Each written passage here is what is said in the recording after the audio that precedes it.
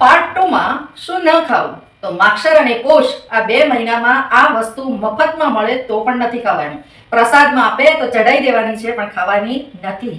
આ માક્ષર અને પોષ મહિનો એટલે ઠંડીની ચરમસીમા છે અને એમાં હું કોઈ વસ્તુ છોડવાની નથી કહેતી. આ એક જ વસ્તુ ઓછી ખાઓ અથવા નહીવત ખાઓ અથવા છોડી દો, કારણ કે એનાથી તમને કફ, ઉધરસ, શરદી જશે નહીં.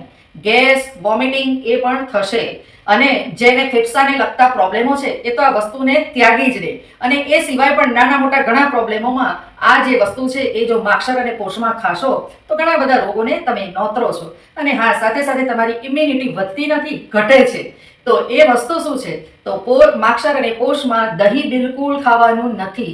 ઘણાને ટેવ હોય રોજ દહીં ખાવાની, પણ માક્ષર અને પોષ મહિનો એવો મહિનો છે કે એમાં દહીં બિલકુલ ખાવાનું નથી અથવા નહીવત ખાઓ, અને તો જ તમારે એના પછીનો જે સમય શરૂ થાય છે એમાં તમારી ઇમ્યુનિટી સારી રહે છે.